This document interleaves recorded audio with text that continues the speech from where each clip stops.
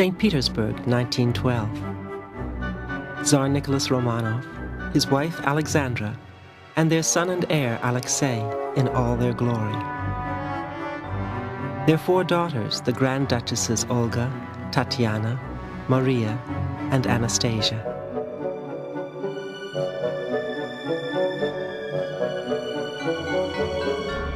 The Romanov dynasty had ruled Russia for 300 years.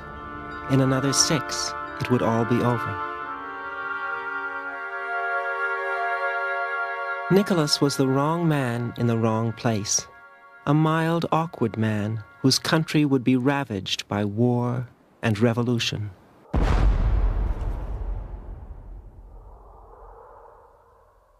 His wife was detested by her subjects, thought to be a spy and a fool under the spell of a depraved madman.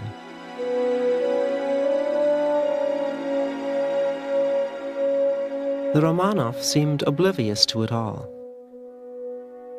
Echoes of passion and tragedy still haunt their photographs, letters, and diaries. Petitions and audiences without end. Saw Alex for 1 hour only. It is sad that my work takes so many hours which I would prefer to spend exclusively with Alex. I am so indescribably happy with her. Never did I believe there could be such utter happiness in this world, such a feeling of unity between 2 mortal beings. But love did not conquer all. It blinded them to the fury that raged just outside their grand and glorious palaces. In the end, revolution would sweep Nicky, his wife Alex, and their 5 children away, and murder them in a Siberian cellar.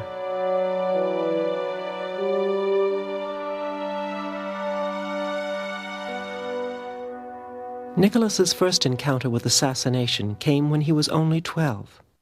In March 1881, his grandfather, Tsar Alexander II, was returning to the Winter Palace when something was hurled at his carriage.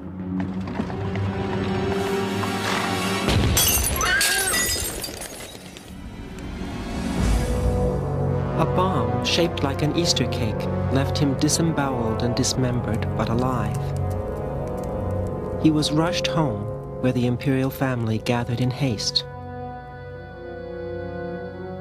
Nicky's cousin, the Grand Duke Alexander, wrote about the tragedy sometime later. He was a terrifying sight. His right leg torn off, his left leg shattered, innumerable wounds all over his head and face. One eye was shut, the other expressionless. I clung to the arm of Nicky, deathly pale in his blue sailor's suit. My father led me up to the bed. "Papa," he said, "your sunshine is here." I saw the flicker of an eyelid. Grandfather's blue eyes opened and he tried to smile. He knew me. The trauma of assassination was to haunt Nicky all his life. His father, now Alexander III, inherited the Russian Empire, and Nicholas became Tsarevich, the heir apparent. He would be taught the foundation stones of the Romanov faith: orthodoxy, autocracy, nationality. More simply, the Church, the Tsar, and Russia. Ordinary Russians, the vast majority of the population, saw the Tsar, including Nicholas later in his life, as only one step away from God himself. At home we had icons and a portrait of the Tsar. The Tsar was like God on earth, and icons, God in heaven. We prayed to the Tsar and to God. Our whole family did that.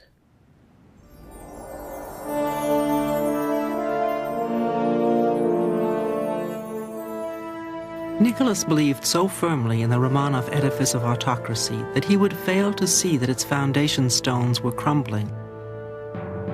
A retinue of literally thousands cocooned the Romanov family, keeping them in a very real and necessary sense prisoners in their palaces.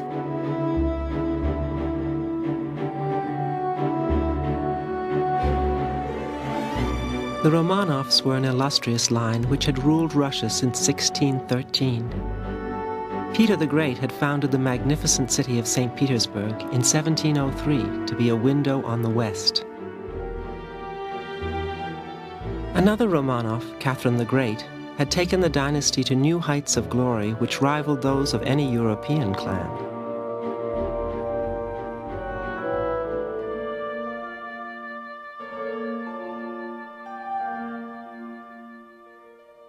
The Romanovs were the most extravagant rulers in the Western world, though they paid for the upkeep of their palaces and staff out of their own pocket. But that pocket was wide and deep. The Romanov Empire comprised 1/6 of the globe.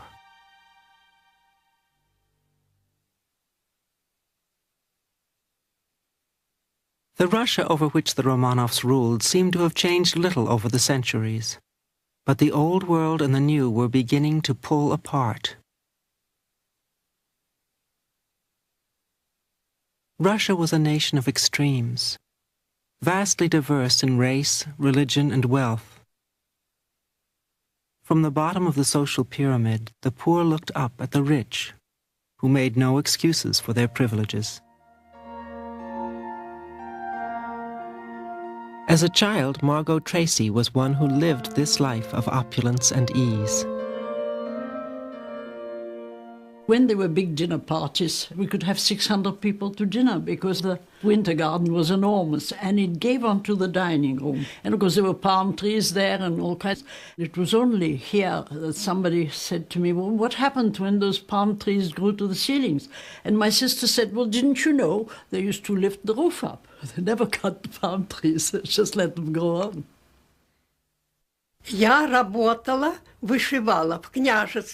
I worked doing embroidery in the houses of the nobility, of army generals, of wealthy people. They took pity on me, especially the cooks.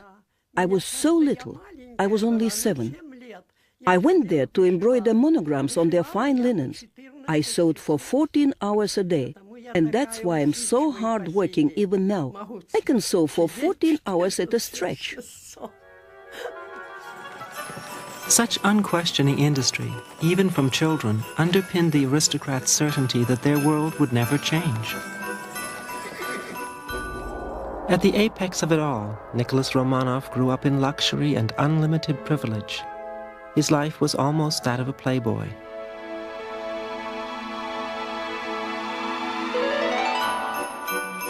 During the social season, from New Year to Lent, he attended as many as 20 glamorous events a month. Concerts of new music by Mussorgsky or the ballets of Tchaikovsky.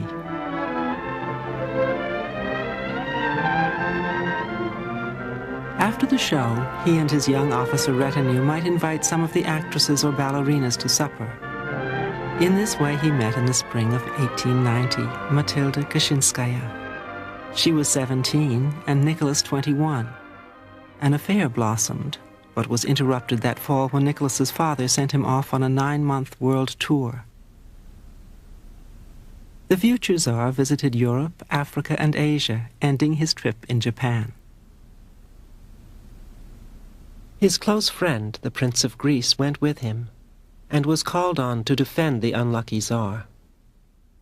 My grandmother's brother, Prince George of Greece, accompanied Nicholas, and they were riding together in a sort of a rickshaw arrangement when suddenly a crazed Japanese attacked Nicholas and hit him over the head with a saber. And Uncle George told me about this years later. I took my walking stick and exceedingly demolished this Japanese. But in his diary, Nicholas was gracious and forgiving to his Asian hosts. I do not blame the kind Japanese people. How can I, with so many condolences, so many gifts? In July 1891, while returning home from Japan, Nicholas visited the Siberian town of Tobolsk. He admired the bell of the Kremlin's cathedral and was entertained at the governor's house. 26 years later, Nicholas would spend many months in the same house, deposed and a prisoner.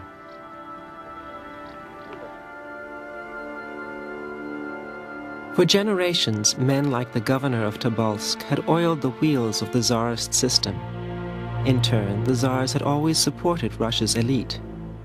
But as the end of the 19th century neared, frustration and resentment at the iron rule were brewing in some of the younger members of the population.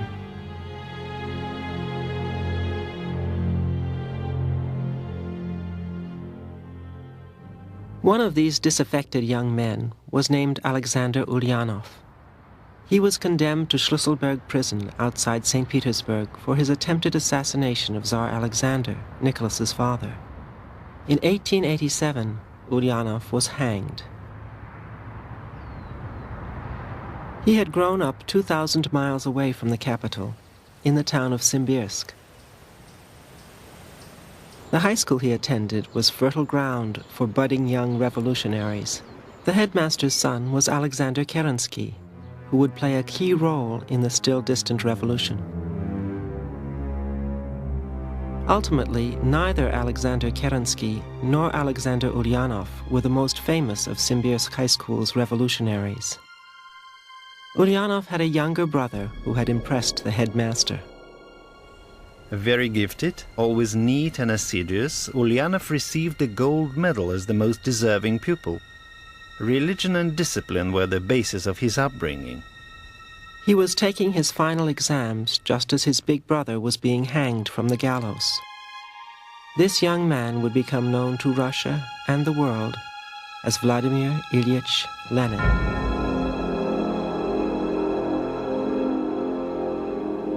In 1891, the collision of Nicholas and Lenin was still years away. The Romanov dynasty was firmly entrenched, and in their 900-room Gatchina palace, the 21-year-old future Tsar, Nicholas II, was a young man in love. My dream one day is to marry Alex H. I have loved her a long while. Am nearly convinced our feelings are mutual. Alex H. was a shy German princess named Alex Victoria Helena Louise Beatrice von Hesse-Darmstadt, but known to her family as Sunny. In 1884, 12-year-old Alex had met 16-year-old Nicky at the wedding of her sister Ella to Nicky's uncle Sergei. Though it was love at first sight, it was a decade before Nicky got a chance to pop the question. They were in Germany, where much of Europe's closely related royalty, including Alex's grandmother, Queen Victoria, had gathered for yet another wedding. For 10 years, Nicholas was waiting for the right moment to make his official proposal to Alex. On the 8th of April, he draws 3 thick lines under the date. The dream he had cherished for 10 years had come true. A marvelous, unforgettable day in my life, the day of my engagement to my precious, beloved Alex. Walked around the entire day in a haze, not fully conscious, actually, of what happened to me. But they were not together for long. She leaves for England, he returns to Russia. And from then on, letters, letters without end. They wrote to each other every day. Here are Alexandra's letters. They're full of love, full of sweet, affectionate words. They call each other by tender little nicknames. For my darling Nicky dear, from his deeply loving and devoted old owl. Again and again, the same old face, Nicky. Alex was 22 years old when she became engaged to the next Tsar of Russia. Her mother had died when she was only 6, and Alex became a regular visitor to England, where she was taught to be a proper Victorian by her grandmother, Queen Victoria herself. A combination of naivete and a sense of entitlement made Alex believe she could overcome any obstacles. but her primness and lack of humor did not go over well with the sophisticated Russian court. Alix was not Queen Victoria's granddaughter for nothing. In fact, she was Queen Victoria's favourite granddaughter. And she had the attitudes you would expect. When she became empress, she tried to set up little knitting circles in the Winter Palace. And the Russian great ladies were not very amused by this. Petersburg high society was cultured, very elegant, and pretty loose living. And they regarded this rather shy, prim, almost sort of little daughter of an English rectory as beneath their contempt in many ways. Later that same year, at the imperial summer palace at Livadia, Tsar Alexander fell unexpectedly ill. In October, at the age of 49, he died. His 26-year-old son, Nicholas, was now Tsar of Russia. Nicholas's younger sister, Grand Duchess Olga, was one of the Romanov family assembled at the deathbed. Nicky was in despair. He kept saying that he did not know what would become of us all, that he was wholly unfit to reign. And yet Nicky's unfitness was by no means his fault. He should have been taught statesmanship, and he was not. Nicky's brother-in-law, the Grand Duke, known as Sandro, also remembered the young Tsar's desperation. Nicky asked me, "Sandro, what am I going to do? What is going to happen to me, to you, to Alix, to Mother, to Russia? I'm not ready to be Tsar. I never wanted to become one."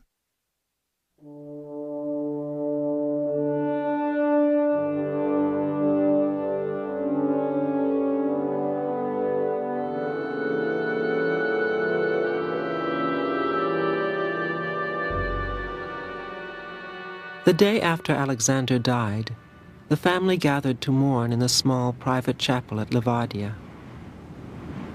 Today it is open to the public, and one of the few remnants left of Tsarist glory.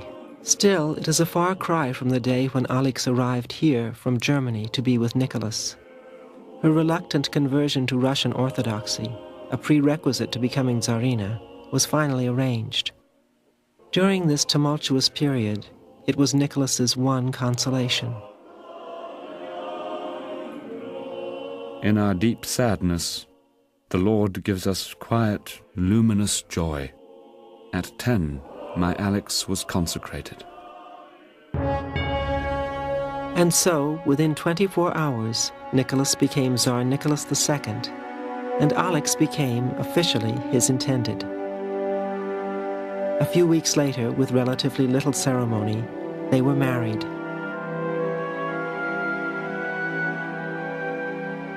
The young bride wrote to her sister, "Our wedding seemed to me a mere continuation of the funeral liturgy for the dead Tsar, with this one difference.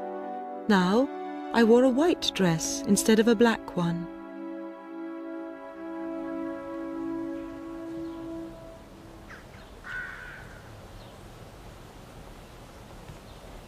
Nicholas and Alexandra chose the Alexander Palace at Tsarskoye Selo, Tsar's village, outside St. Petersburg as their new home. Within 3 months, Alix was pregnant. In the fall of 1895, she gave birth to a girl, Olga. If a daughter was a disappointment for the Tsar and Tsarina, they never expressed it. There was plenty of time for a son and heir. Their immediate preoccupation was the coronation ceremony, over a year in the planning and set for May 1896 in Moscow.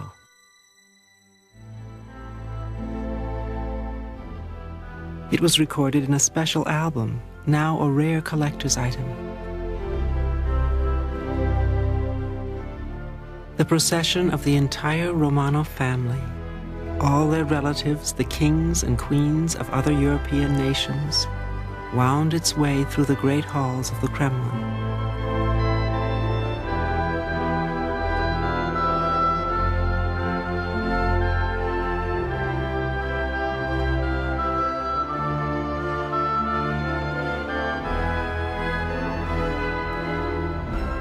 As Nicholas and Alexandra descended the red staircase, they were captured on film, the first ever shot of a state occasion 100 years ago.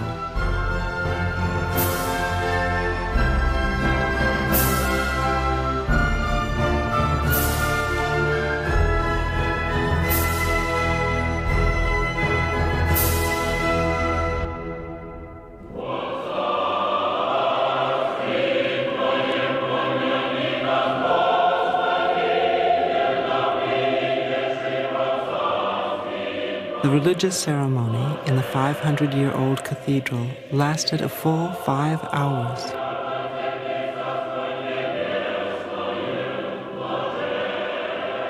When it was all over, Alexandra would write to her sister, I was not at all tired by the ceremony, more elated by my mystic marriage to Russia. I am now truly Tsarina.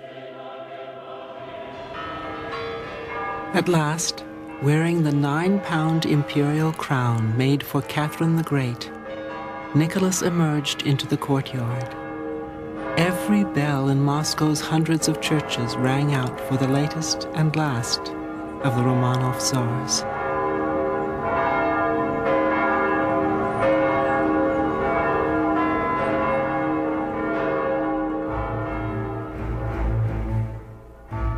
The festivities lasted a whole week. 4 days after the coronation itself, the Tsar's munificence as Little Father was to be demonstrated to all with gifts of enameled mugs, food, and drink. On the 18th of May, 500,000 Russians from all over the land gathered at the chosen spot. Then something went wrong, which was to haunt Nicholas forever. The crowd that spent the night on Hodinka fields waiting for the food and mugs began to press on the structures, and there was a terrible crush. I have to record, with great sadness, that about 1,300 people were trampled.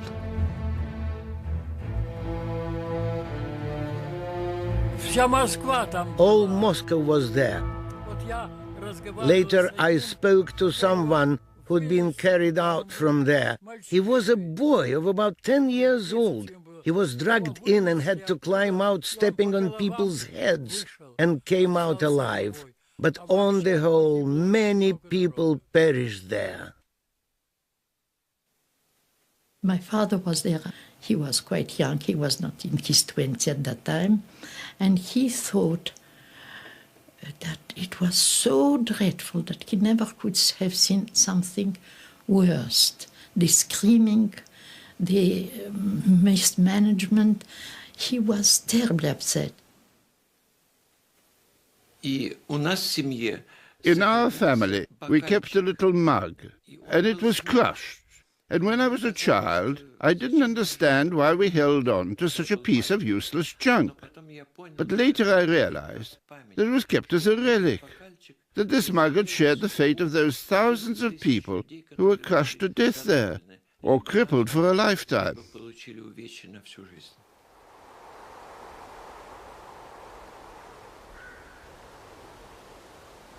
The catastrophe, commemorated in a Moscow cemetery, was in no way Nicholas's fault. But he, as the new Tsar, carried the blame for the terrible events of the 18th of May, 1896. And in the eyes of many Russians, his wife Alexandra was faring little better. Over the next 5 years, Alexandra would bear 3 more children. After Olga came Tatiana, Maria, and Anastasia. But still no boy, and so no heir to the Romanov throne.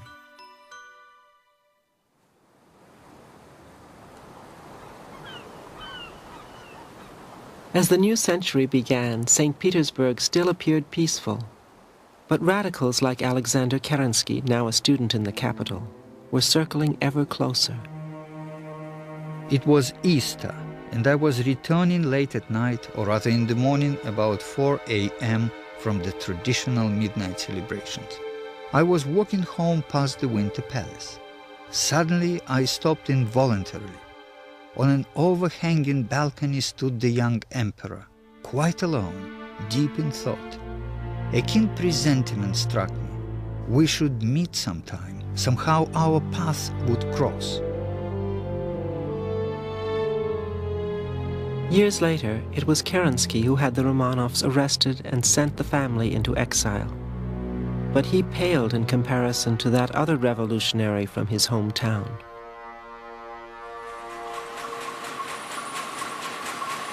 By the turn of the century, Lenin had been sent by the Tsarist government into exile, where he continued to publish his magazine, Iskra, the Spark. His fury at the Romanov rule was already in full force. Lenin revealed his attitude to the Tsar's family quite early on. In 1903, the abolition of capital punishment was discussed at the Second Congress. And there was a voice from the audience. "You mean that this relates to the Tsar too? We won't shoot him?" Lenin was also present there, and together they passed a decision that it couldn't be like this. The Tsar must be shot. So from the very beginning, the Bolsheviks had this idea that the Tsar must be shot. But the final days of the Romanov family were still years away. While Lenin railed against Nicholas and all that he represented, the Tsar was unimpressed with Lenin or his newly formed Bolshevik party.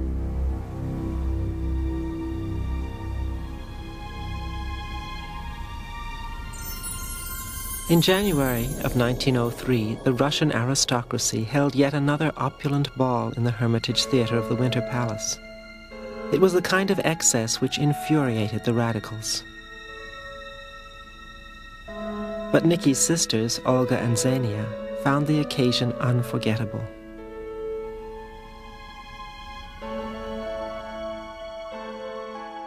All of us appeared in 17th century court dress.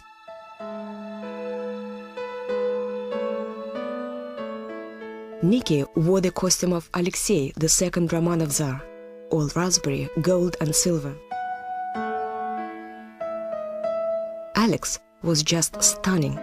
She wore a sarafan of gold brocade, and her earrings were so heavy that she could not bend her head.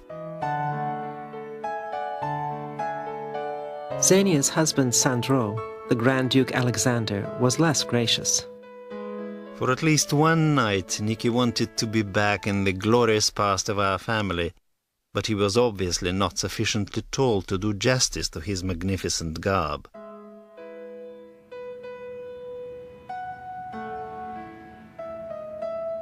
Also at the ball was a maid of honor to the Empress, Olga Zinoviev, as her son Kirill remembers. She always felt herself rather awkward in her presence, because she always said that the Empress seemed to feel awkward in the presence of her own maids of honor, or her ladies-in-waiting, or whatever it is.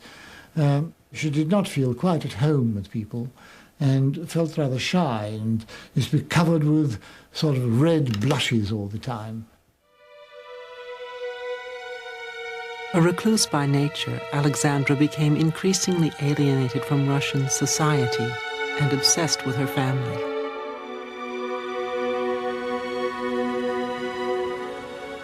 At last, at Peterhof Palace, outside St. Petersburg, the Empress gave the Tsar what he most wanted.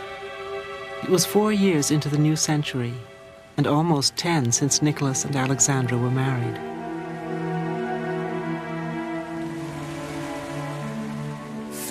July 30th. For us, an unforgettable day on which God's goodness was so clearly visited upon us. At 1:15 this afternoon, Alex gave birth to a son, whom in prayer we named Alexei.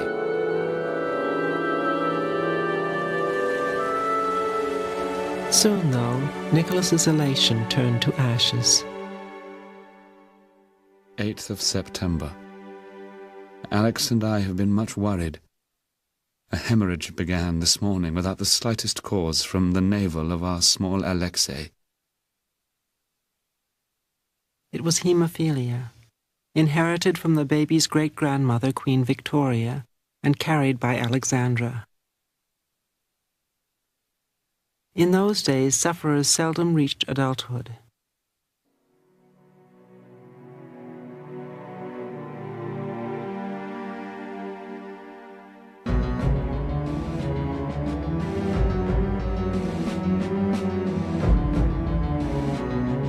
On top of the family tragedy came political unrest.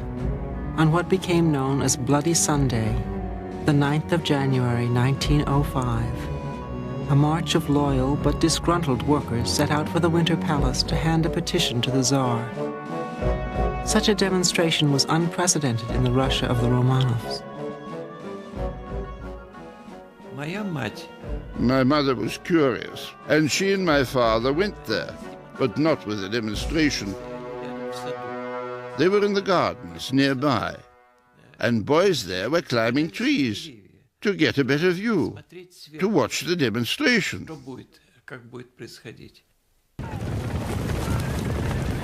Despite the peaceful intentions of the marchers, the authorities panicked. To back up the Cossacks with their whips, they called out the infantry with their rifles. They raised their rifles a little, so as not to fire into the crowd, but over their heads.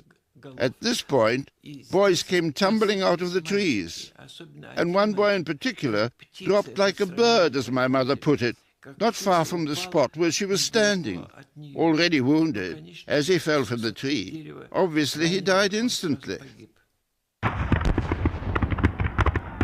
The second volley was aimed directly at the marchers. Several hundred were killed.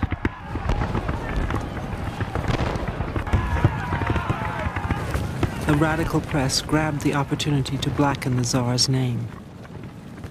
On the 9th of January, or anyway, the very next day after Bloody Sunday, we in Odessa read in the newspapers that the Tsar was holding a ball in the Winter Palace. This was a rumor, and a false one. The Tsar was secluded in the Alexander Palace, where he had been advised to stay at a safe distance during the strikes and demonstrations which were rocking St. Petersburg. 9th of January. A distressing day. The troops have been forced to fire in several parts of the city, and there are many killed and wounded. Lord, how painful and sad this is. But the damage was done.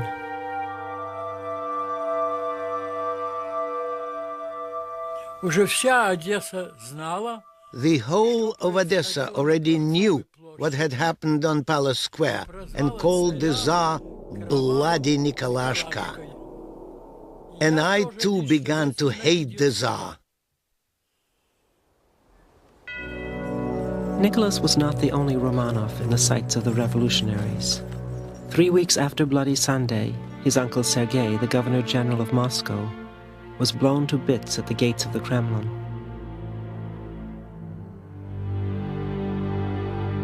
Sergei and Ella had spent much time with the Romanovs. In fact, it was at their wedding that Nicky and Alex had met.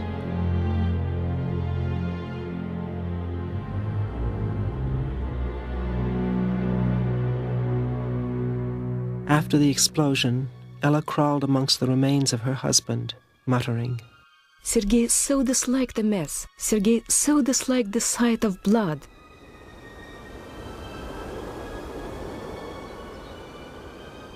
In her grief, Ella retreated from the world, building a convent and becoming its abbess. She would remain cloistered until 1918, when she was arrested by revolutionaries and thrown alive down a mine shaft in Siberia, where she sang hymns for many hours until she died.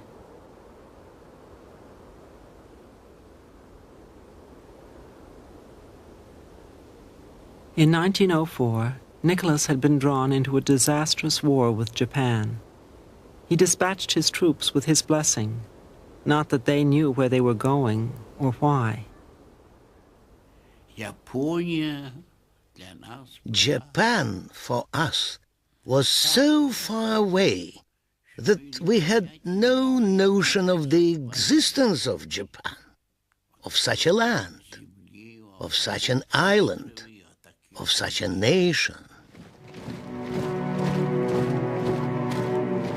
The Russian people believed the propaganda, which promised a short, sharp, victorious war. But the Japanese people believed their propaganda, which promised the same, and proved to be right.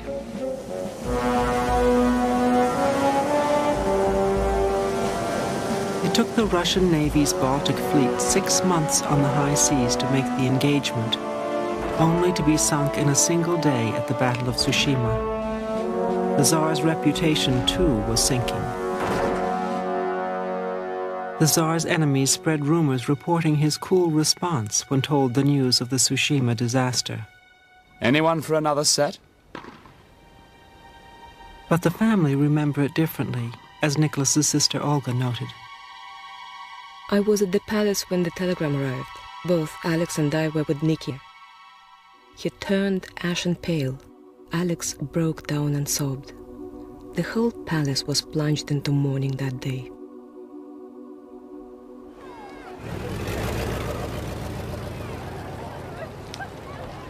In Portsmouth, New Hampshire, in the summer of 1905, President Theodore Roosevelt hosted peace talks between Russia and Japan. The warring nations were financially exhausted by the conflict and desperate to find peace. In the end, the U.S. brokered a face-saving deal, with each giving the other territory.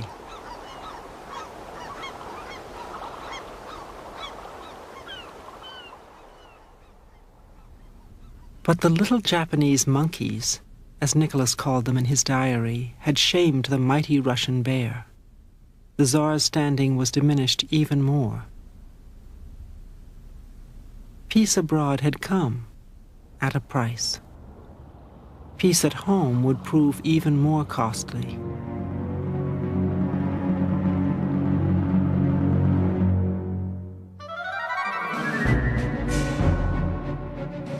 In St. Petersburg, factories were closing every day. By October, there was a general strike. The attempted revolution of 1905 was underway, though it would not succeed.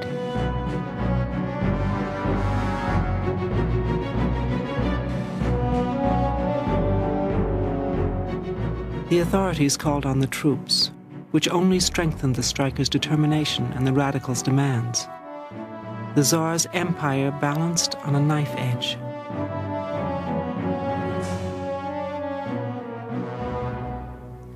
The emperor was really faced with an alternative, either to try and smash the opposition by the use of massive military force, or to make concessions to try and win back the moderates.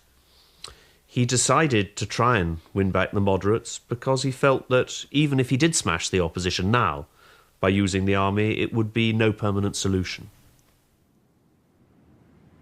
A turning point came when the Tsar's own uncle, the army boss Grand Duke Nikolai, came out in support of a change from the Tsarist system to a constitutional monarchy.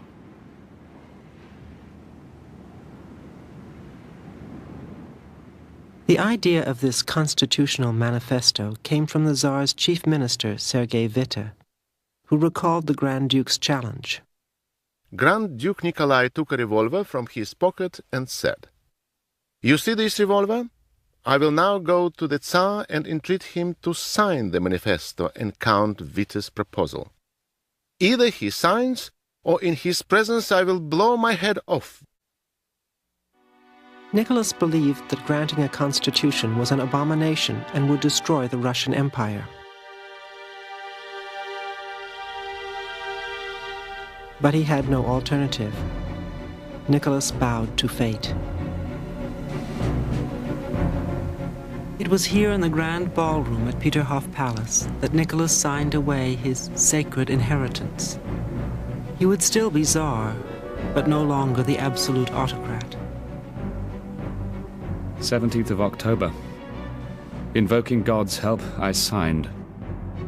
My only consolation is that such is the will of God, and that this grave decision will lead my dear Russia out of the intolerable chaos she has been in for nearly a year.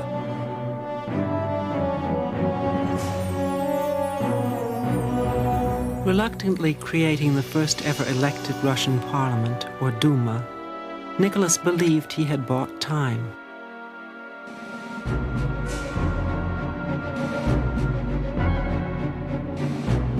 But the taste of freedom promised by the Constitution only intensified the appetite of the radicals.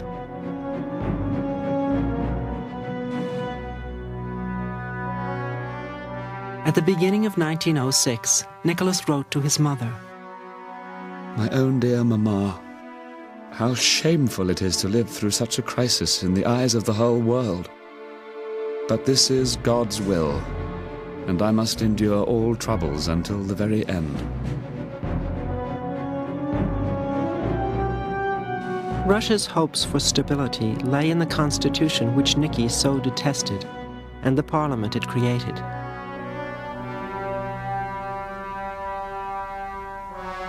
In April 1906, the Tsar and Tsarina came to the Winter Palace for the ceremonial opening of the First Duma. The procession wound its way up the formal Rastrelli staircase and entered the hall of St. George, where the humbled Nicholas forced himself to speak. May my fervent hopes be fulfilled, to see my people happy and to bequeath to my son a stronger, better, and more enlightened state.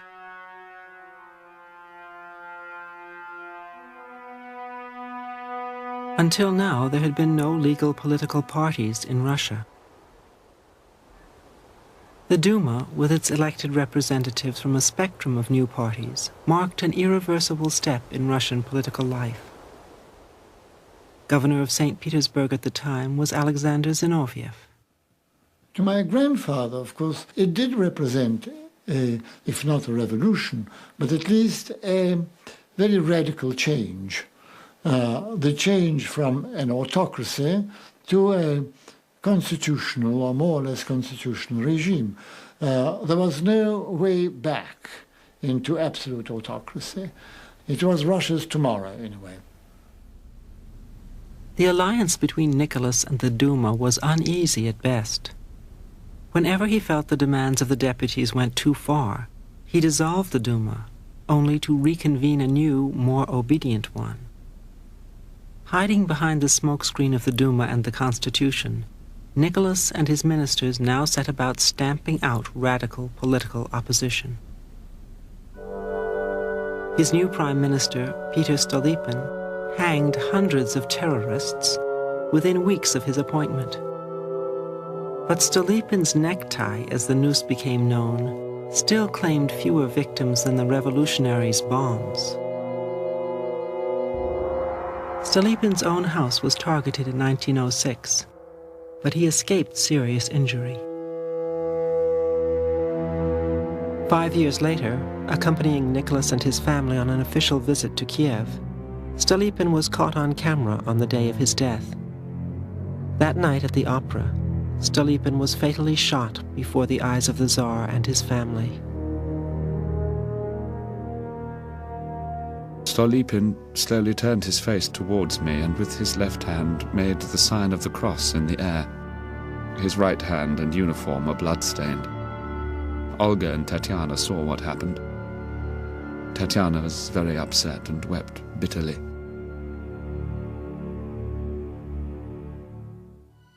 In the midst of Russia's chaos, the Grand Duchesses were growing up, though they took second place to the younger Alexei, who was the heir apparent. He always followed close behind his father, while his 4 older sisters brought up the rear. The Grand Duchesses could not, by law, inherit the throne. In the family, they were known collectively by the initial letters of their names: Olga, Tatiana, Maria, and Anastasia. Otma. Olga was by temperament closest to her father, honest and well-intentioned. But it was Tatiana who could wind Nicky round her little finger. Her sisters called her the governess. Maria was the most traditional, flirtatious, affectionate, and fond of children.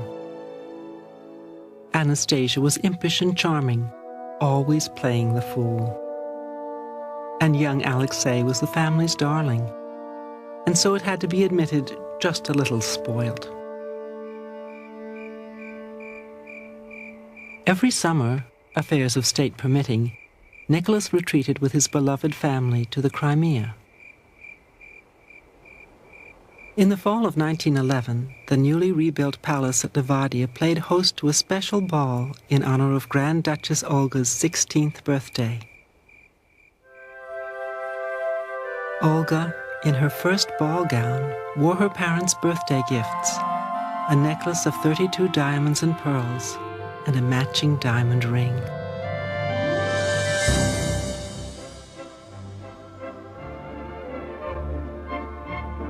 All the grand families of Russia with sumptuous villas in the Crimea were invited. The nightmares and tears were swept away for the time being.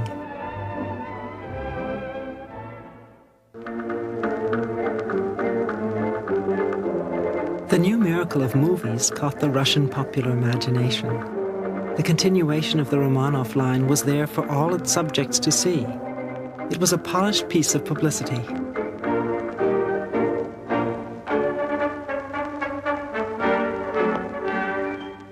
In August 1912, the imperial regime seemed to have recovered its former glory as Russia rejoiced in the centennial celebrations of the victory over Napoleon.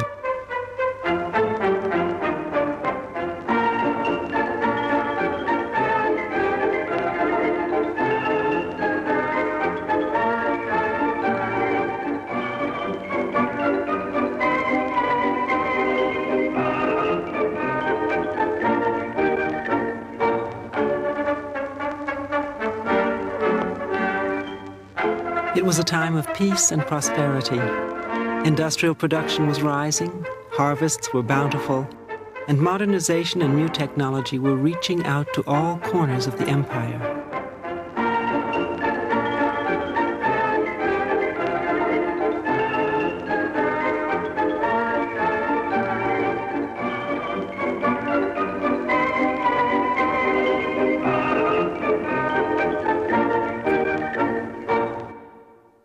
But there was no scientific breakthrough in the one area that mattered most to the Tsar and Tsarina: medicine. Alexei's hemophilia shadowed their every thought and action. And that summer of 1912 was to be the last time Alexei was still a normal, playful little boy. Soon the debilitating nature of the heir's illness could no longer be kept secret.